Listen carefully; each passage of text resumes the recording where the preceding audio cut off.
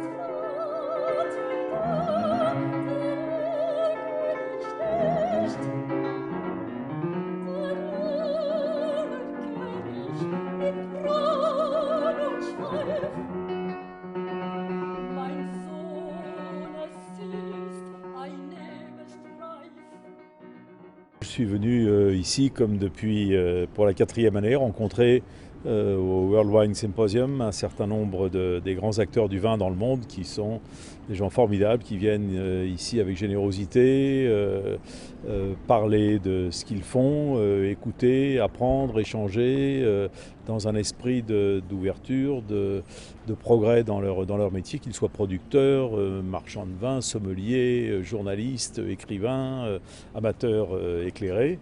Je trouve que c'est une rencontre exceptionnelle d'amoureux du vin et on en a vraiment besoin aujourd'hui parce que nous devons être contagieux.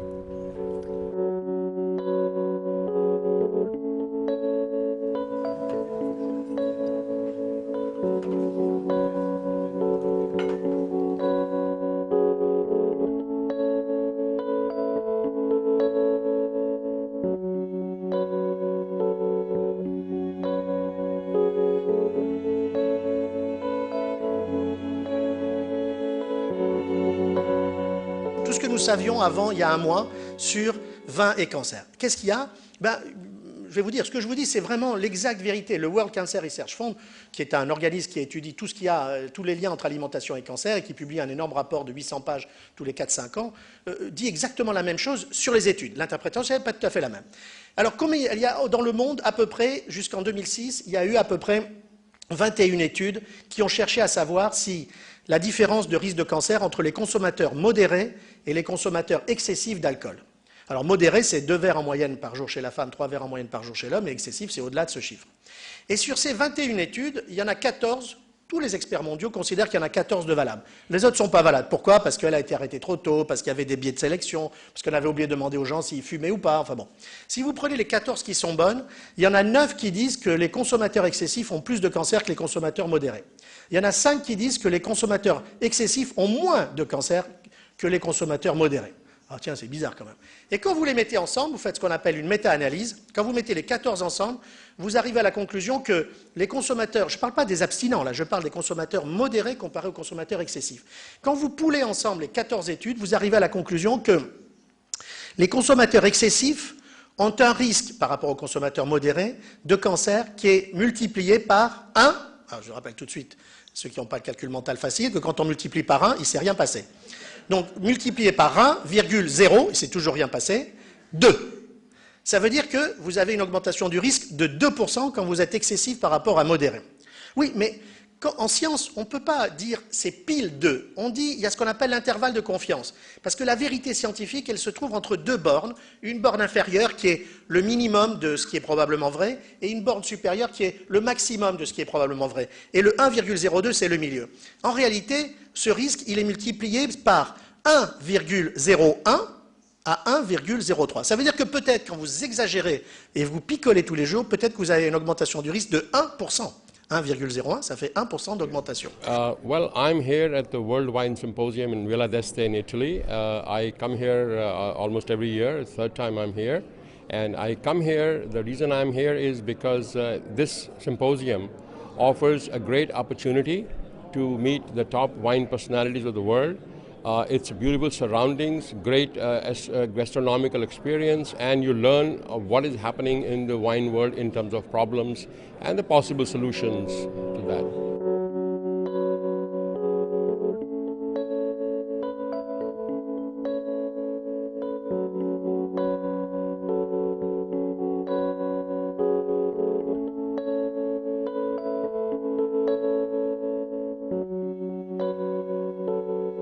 We are here in Italy at the World Wine Symposium. So you are a wine expert and I am a wine amateur trying to understand a bit more about wine. You are working at the Wine Advocate and together with Robert Parker, whose influence in wine purchase is really huge. So today everyone wonders who or maybe what will be the next wine expert. And it seems that you are getting more and more influence at the Wine Advocate. So what it is that you want to bring in terms of value to your readers? Well, I mean, the first thing I have to say is it's just an absolute thrill to be here. We're in a beautiful place. The Villa d'Este is one of the most beautiful hotels in the world. The collection of la creme de la creme of wine people, amateurs, collectors, wine producers, people who make barriques, I mean everything, importers, and it's just an incredible collection of people. In terms of the Wine Advocate, I mean, I just think our primary mission is education, and I want really to help educate our readers by giving them as much information as possible. I don't want people to drink the wines that I like, but I want to help you and all of our other readers find wines that you like, and if you were to someday say, as somebody once said to me, which was a real honor, when a gentleman said to me, "You really helped me understand my palate," that would be the highest compliment that anybody could ever give me, because I really view that as our mission. So that is why, as I explained in the seminar the other day, I don't think about a style versus another style. I don't think about wine as a competition. What the value is that I can offer you and our readers, I and our other critics, is that we go to a region, we spend a lot of time there, and we taste everything, and then we say, in our opinion, it's always personal, of course, in our opinion, these are, the best wines of the year, these are the best wines in let's say an under $25 price range, which in the United States would be considered an entry-level wine or a mid-level wine. So that's really the value of the professional critic. But I don't ever want to impose my taste on somebody else. I want to help our readers figure out what they like.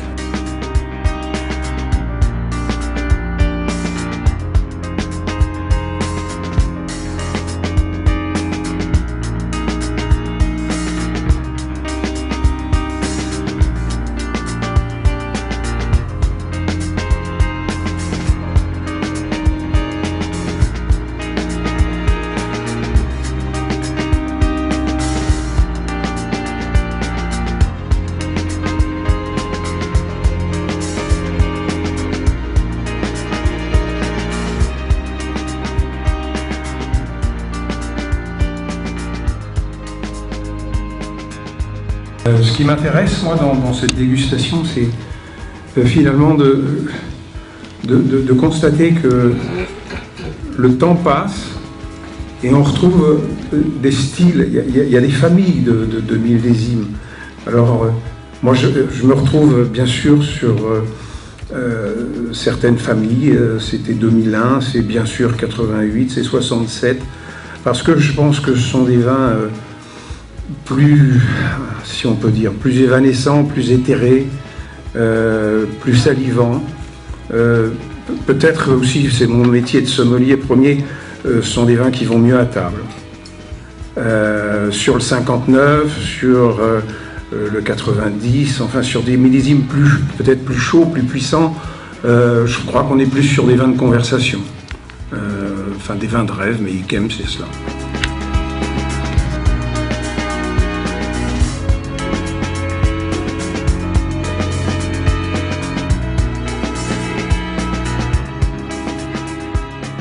C'est vrai que tous les vins de Sauternes sont bons, mais c'est vrai quand on met le nez dans un verre d'Yquem, on a l'impression quand même de rentrer dans un monde un peu à part. À part, je vous l'expliquais tout à l'heure, à part c'est l'histoire, c'est l'expérience, c'est le terroir qui est toujours un peu plus haut, qui est un peu plus précoce, qui détermine, et souvent Yquem, ce qui fait la différence, c'est qu'une semaine de vendange précoce permet de ramasser des lots très fruités, très aromatiques, qui participent beaucoup à l'assemblage de la suite. Et souvent, et on l'a vu dans un millésime comme 2012, il y a toujours un coin, il y a toujours l'espace de pouvoir ramasser un botrytis de qualité Yquem, à la fois par la diversité de son terroir, par sa topographie. Il y a tellement de combinaisons qu'il y a toujours quelque chose qu'on peut aller ramasser. Bon, vous avez bien entendu des millésimes qui n'existent pas. Si la climatologie n'est pas au rendez-vous, on ne fera pas. Je veux pas vous prendre sur votre temps de parole, mais simplement je vous dis ce que je ressens. Personnellement, je suis là depuis 2004. Donc dans 400 ans d'histoire, ça fait très peu de choses. Et des dégustations avec des grands professionnels comme vous est toujours passionnant pour moi. Ça me permet de mieux comprendre et de mieux expliquer ce qu'on peut ressentir. On pourrait s'estimer comme toujours les meilleurs, et ça serait une erreur. C'est vrai qu'Yquem ne doit pas se satisfaire de son résultat. Yquem doit toujours aller dans l'excellence. Et c'est vrai que si Yquem n'est pas au rendez-vous du climat, il ne fera pas Yquem. 67, 2001, 67, je dirais 88, 2005, bon, ce sont des millésimes qui sont pas puissants, très structurés, mais qui sont des millésimes qui vieilliront de façon incroyable. Au même titre que la vieillie de 21. Un jour, il faudrait goûter un 21. J'en ai goûté 2 ou 3 bouteilles. C'est absolument incroyable. Et après, c'est la couleur. C'est vrai qu'un couleur de 21, c'est presque, je dirais, beaucoup plus clair qu'une couleur de 88 ou de 89. C'est incroyable la fraîcheur de 21. Donc, il y a toujours à Yquem le rendez-vous avec l'excellence. C'est vraiment un vin à part.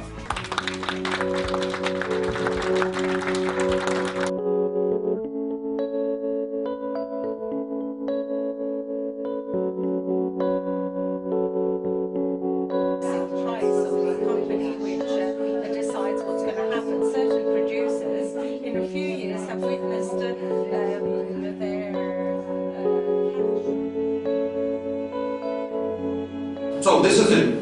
The result is quite promising. You have Russians in terms of consumers. Even though the market is difficult, the people living in this country is extremely creative and extremely demanding and extremely promising, and we are closer to the European model of culture, even though we are Asians as well. So don't forget about the Byzantine forming. Clear your mind, do not lose opportunities, be on the Russian market, please. Be strong, resist, and find right partners. These are the recommendations. If you need the marketing model, there are a lot of things to do. Winemaker dinners, like it works. It could be a different model, charity with wines, but always specified, very specified. We know, each of us, we know our right consumers. I mean, physically, personally, we know them, and we can be the last ambassador, last messenger, holder of yours, I mean, of the companies that you represent. We do a lot, for instance, in terms of festivals, promotions of certain wineries, in terms of being brand ambassadors, whatever. It's our model, it's quite efficient, it's quite successful. Why not to follow this way? So just a few images. So it's very different. It's about culture, and it's about joy. It's about games. It's about promotionals, professional activities. The most important thing to do and to say is the universal attitude. We work with everybody. We don't have to wait to lose opportunities. So we have a lot in terms of education, as Maxime mentioned. We opened 2 schools, one in Moscow and one in St. Petersburg. We have this magazine which has 25,000 copies, even in spite of the law obligations which are closing all mass media publications and promotions. We will still continue because that's going to be reverted in terms of book. So our monthly magazine is not anymore from the 1st of January a magazine with 20,000 copies published every month, but it's going to be a book published in 25,000 copies monthly on a monthly basis. So with consent of all our wine articles, we publish a lot of books. We have a lot of different projects in terms of IT technologies, marketing. This is the new, let me say, vision, very modern, and PR. So just briefly. So this is quite classical for the mass market area. And the last one, which is prohibited starting from the 1st of January, this is the internet. Russia has joined the Japanese market, where only two countries where the promotion of all kind of alcoholic beverages is prohibited by law. So we cannot even do anything through the internet legally.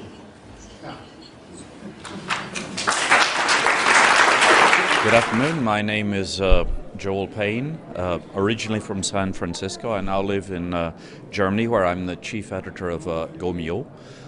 This is the second time that I've actually been to the World Wine Symposium here at the Villa d'Este, and there are a number of reasons I like coming back. One, this is just a stunning hotel. It's one of the most beautiful sites in the world. Secondly, I was one of the founding members of the Grand Jury Européen, and so I've known our president François Maus for, I think, 17 years now. And I have two publishers that would like one more online, Decanter, who would like a piece on some of the little things that have happened here, and then a German magazine, Falstaff, that is interested in sort of a summary of what this was and why we've come. And yeah, it's fun for other reasons too. It's seldom that you would ever find so many great producers together at a single spot. Here, Aubert de Villaine from Romanée Conti, Gérard Perse from Pavie, Hubert Rebois de la Forêt from Angelus, all people I've known for a long time, but I generally visit them at the estate, and it's fun, you know, sitting in a little bit of a different setting at a table, having a meal and just laughing and drinking a wine and not tasting from the barrel. And then, of course, there are a number of interesting seminars. The one that I found the most interesting, at least today, was with Olivier Doha, somebody I had not known. But I think this is what he was discussing, how the internet or how the digital world is changing, one, our perception of wine, and two, how wine is being marketed. And I have to admit, perhaps I've reached the age where I'm a little bit old-fashioned. I still like to write with a pen and paper. I still like to have a book in my hand. And I still like things with tradition. But I know for a new generation that is all changing very rapidly. And as people who are involved in the trade, it's very important that we stay up to date on what changes are taking place.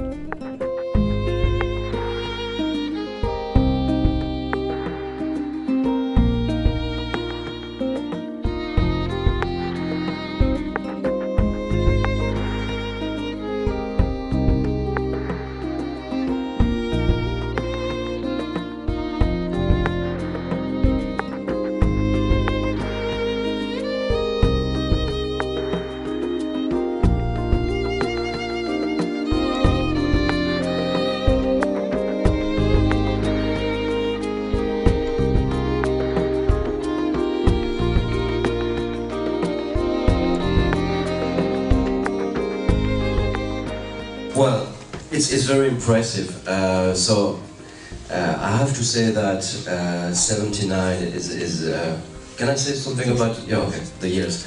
79 is absolutely amazing for me. Very difficult to make a comparison between the two, between the Grand Chazot and the Richebourg. But to be honest, I thought it is absolutely amazing, both of them. are amazing. Then just after, 66 is very close for me. I felt that they are so well balanced and I don't know how you say that in English, but it's la finesse. François, help me. The finesse. The finesse, okay. Is absolutely amazing.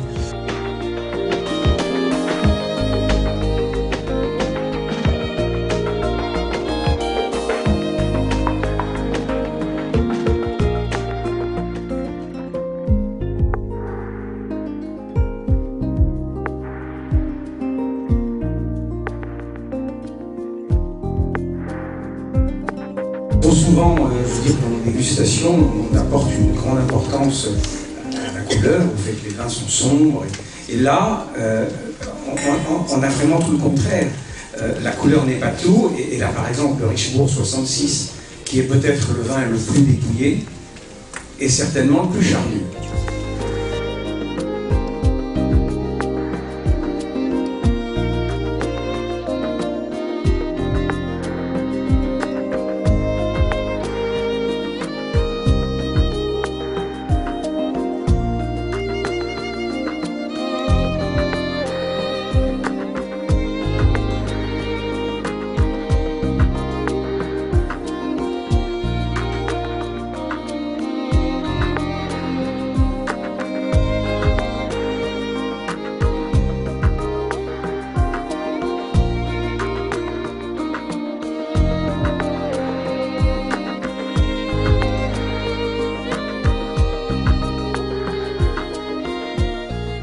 All this tasting reminds me all these times. I just would like to say also that I think I'm sure many of you are like me. You could stay for hours, sort of having a dialogue with these wines. It's much better than with many people. And just would like to, Philippe Bourguignon said something about the fact that the 66 Richebourg had this chair, la chair, in English, flesh. Flesh, I don't think it's really a good translation for chair in French, but and I think it's really because it's a wine that now is 46 years old and offers itself. You know, it's a wine. All the others still have some resistance. They are the 66 is completely open. It's a I wouldn't say. I don't want to say woman, but it's somebody who is fully in blossom, and that's why it gives this impression of share blossom, because it's the others I think have as much, but they are not still as open as the 66. Anyway, it's a wonderful moment.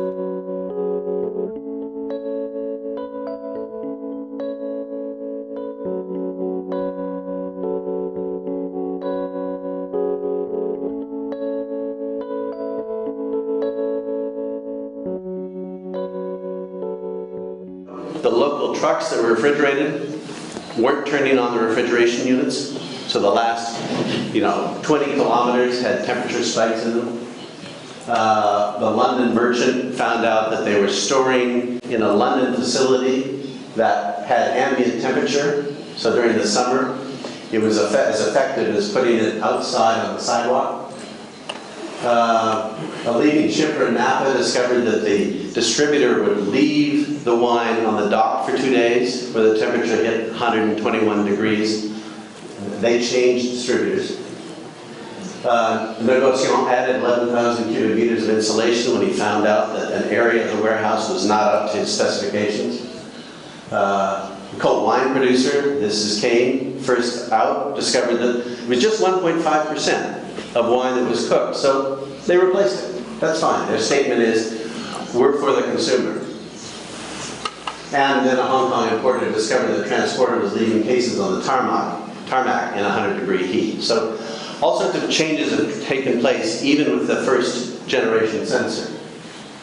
The second generation, as I mentioned, looks a little bit like this, sits inside the case, is readable with any NFC. It's called Near Field Communications. It's the protocol that Google is using for the Google Wallet.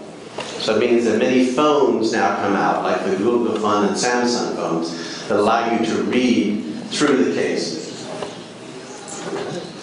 What it means is you can get into a dialogue with the consumer. So the consumer holds the phone on the outside of the case, and the sensor says, okay, this left the Chateau. It has a score overall of 99. The highest temperature reading was this, etc. It gives you some summary information, and then if you want more detailed information, you register. So we collect your customer's name, email, location, and we have the basic demographics, the ability to understand trends in consumers for you as you go forward. This, let's just talk about this here. This is an unannounced product. This we invented about 6 weeks ago. It turns out that you can take another RFID tag, put it on the bottle, relate that bottle RFID secure number to the cloud database, and tell people what the case, tell them about the journey of the case that bottle came in. So there's a possibility now of taking what we're doing at the case level, moving it down to the bottle level as well.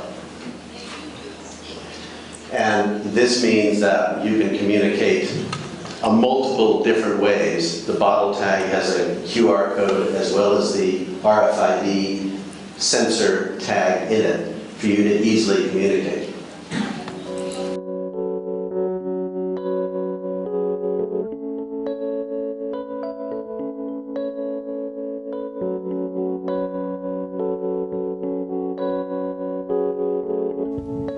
Well, I've been a few times in your country, and I know that your citizens drink much more red wine than white wine. My first question is, do you know the percentage nowadays of red and white consumed in China? First question. Second question, I strongly believe that many of your dishes in China go actually better with white wines than with red wines. Do you foresee any better potential for white wines in the future than right now? So thank you. So first of all, I love your wine, and I drink a lot of your wine. But my consumption, unfortunately, does not change the statistics in China. I think the white wine consumption is just over 10%. Okay. So China is still by and large a red wine market. If you look at imported fine wines, ASC, for example, currently sells about 20% in white, and that was 10%, I think, 4 or 5 years ago. So it is actually growing very rapidly and is growing faster than red wine consumption. And this has become actually very trendy among younger people, among female drinkers. White wine is becoming much more popular than before. So I think you have a very big potential, and I completely agree with you. With a lot of Chinese food, white wine works better. And frankly, one of the more challenging matches with Chinese food is young Bordeaux. So even though this is very trendy, but over time, as people try food and wine pairings, I think people will end up in the right place as they experiment. Hello, my question is, what is the target of the Chinese investors in buying chateaux in Bordeaux? Is it only a financial and social operation, or it's a transfer or like know-how of winemaking to China? A very good question. I think there's a host of reasons, and probably every buyer has a different set of priorities. What I know, people who have bought chateaus in Bordeaux, for example, is a combination of learning how these wines are made. A a lot of the people who buy chateaus are in the wine business in China. Okay, so like Mr. Zhang, he has a business, they're a big business in wine, and clearly there's some learnings they can have by owning a chateau in Old World.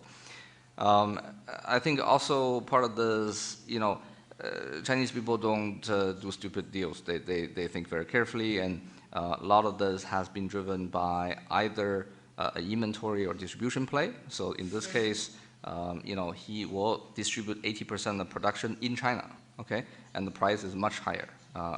Price, frankly, in China is arbitrary because nobody would know this wine and nobody would know what the market price. You can charge it 20 times, nobody would, it will still sell. So that I think belongs to the financial end of the play. So you basically get the chateau for free if you do it the right way, but it has to come with a big inventory. There are also those who view this as an integrated leisure offer to Chinese high-end consumers. Okay, so you have a chateau, you have hotel, you have many things. It becomes not just the wine, but a total experience. So I think there are different reasons, but clearly they're in this to make money, and some of them would want to make money on the wine end, some would try to do it in real estate or other place. So it's a complicated story. I think everybody is different in their reasoning, and there's still a lot of people looking. I certainly hope that whatever their motivation may be, they will continue to invest in the winery itself, that they will maintain a good team, they will continue to improve the quality of the wine and not get diverted from it.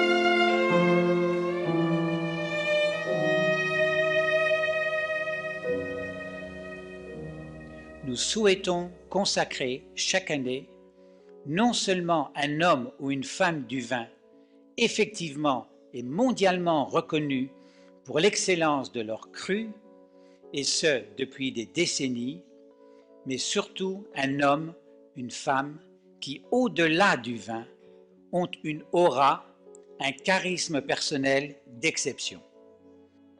Mesdames, Messieurs, je vous prie d'accorder à cet homme du vin les chaleureux applaudissements qu'il mérite plus qu'amplement. Je cite M. Helmut Dönhoff.